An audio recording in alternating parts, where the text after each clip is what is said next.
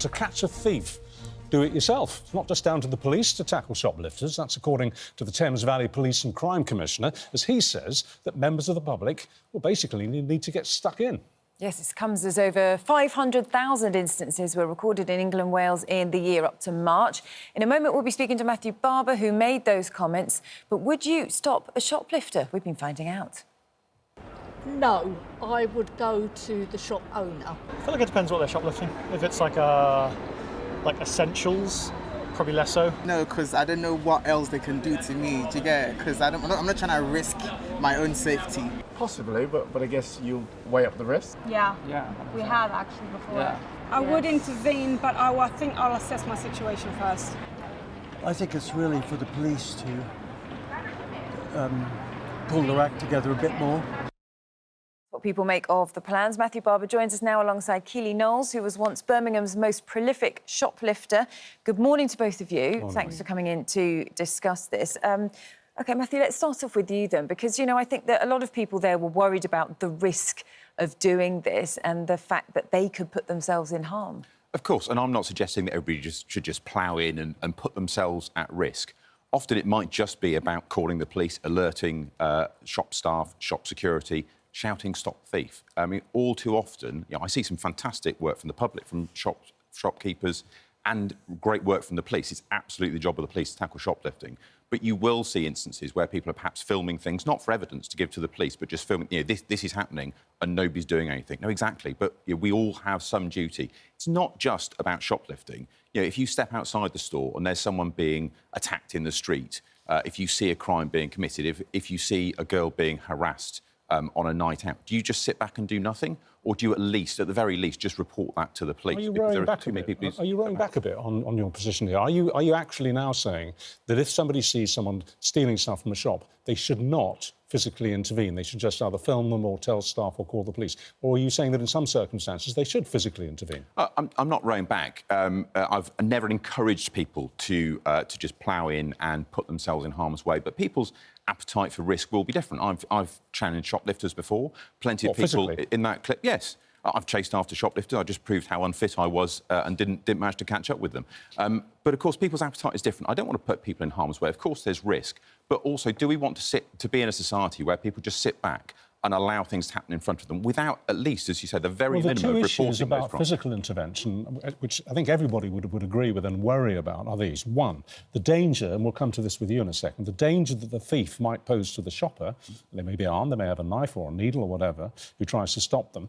And two, if you do get physically involved and get hold of them and physically restrain them, you might be charged with assault yourself. And a lot of people are very worried about that they will be accused of using unreasonable force. And I think that is an understandable concern. I think it's one that actually police, the criminal justice system, need to tackle, that perception. You know, I talked to the Chief Constable in Thames Valley and he tells me about the number of commendations he's given to people who've intervened. So you shouldn't be in a situation where you should be fearful of that, but I understand that people are. You see some headlines from around the country. How many of those actually translate into someone being prosecuted, I think are very rare. But we do, in law, all have the power to use reasonable force to stop a crime being committed. You're quite right about that risk to shop workers, and one of the reasons why shoplifting and retail crime are so important are the number of times where shop staff themselves will be attacked. But that's sort of my point. By extension, if you see a member of shop staff being attacked, would people still just stand back and do nothing? That's that sort of social responsibility that we have to all of those around us. Now, I don't want to put people in undue danger, of course, and people's appetite for risk will depend, as you heard in that clip, about the circumstances that people find themselves in. Okay. But we need to recognise that actually a safe society is down to all of us, at the very least calling for help and calling the police. OK. Keely, let's bring in you at this point then. You were a prolific shoplifter, you're reformed now. What do you think you would have done if a member of the public had tackled you or had tried to challenge you about what they'd seen, what was going on? It happens, but at the end of the day, what you've got to remember is you're going out because you've got an addiction and you need to know that you're going to get away. It's different when there's police in front of you because they've got all the things that they need to stop you. It's very different when someone else stands. And I was never a violent shoplifter, but there's people I know that would go to extremes to get past whoever. And I don't see... Yeah, needles, all sorts. You carried needles, didn't you? I used to carry needles with me. What? To threaten people? No, because I was a drug user. Right. But, I mean, I've opened my handbag for security to look in the bag before to put them off.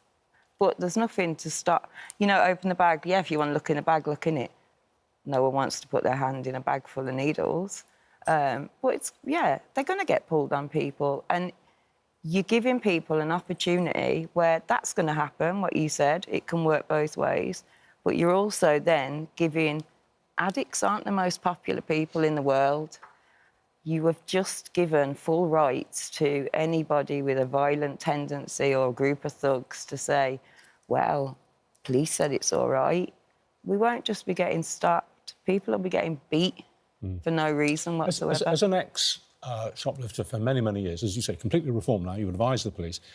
How do you think the country should deal with this problem? I'm on a programme called Offending to Recovery. So it targets prolific shoplifters. So I was targeted by a particular security guard. He then referred me to them.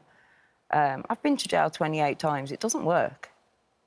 Instead of sending us to jail, treat the root cause, which is the addiction, and we have no need to commit crime anymore. But not everybody shoplifts because they have an addiction. A lot of people shoplift out of pure greed to sell on. Yeah, then people, you want to send them to jail, send them to jail. They're going to have to learn. But the sentences aren't long for shoplifting.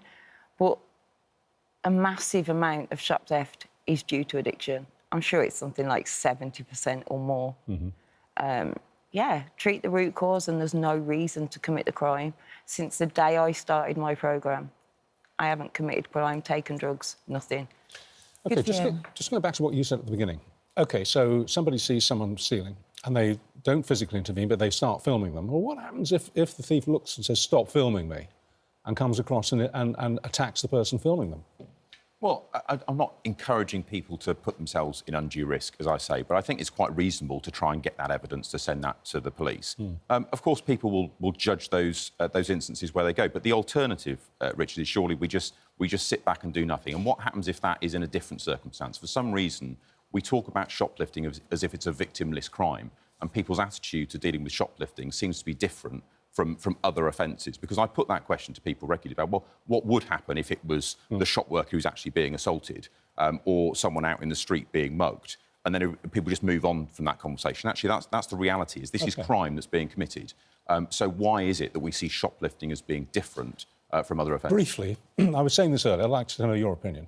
I saw somebody basically looting a shelf in Boots a couple of Sundays ago, and I had my arm in a splint because I'd broken it. So there were limits to what I could do, but I was very tempted to kick his legs out from underneath him and then sit on him. Would I have been prosecuted for using unreasonable force? I think that would constitute reasonable force, in my view. That's reasonable force? I think that would be. I'm not sitting on the jury in that case. Even though he's not threatening me, he's simply relieving Boots of product. You're using reasonable force to prevent a crime in progress. That's there and in legislation. Keely, you look sad about that. It's not that. It's that even a security guard in a store that sees you do that can't come and kick your legs from underneath you until you've made some kind of attempt to leave the store or put up a fight for leaving. You can't just... A security guard whose job is that can't just walk up to someone and kick their legs out from underneath them and sit on their legs. But they can detain someone if they're in the progress of committing a crime. I think Rich was talking about someone running out of the shop at the time. This is precisely the dilemma that I wanted to raise. But I think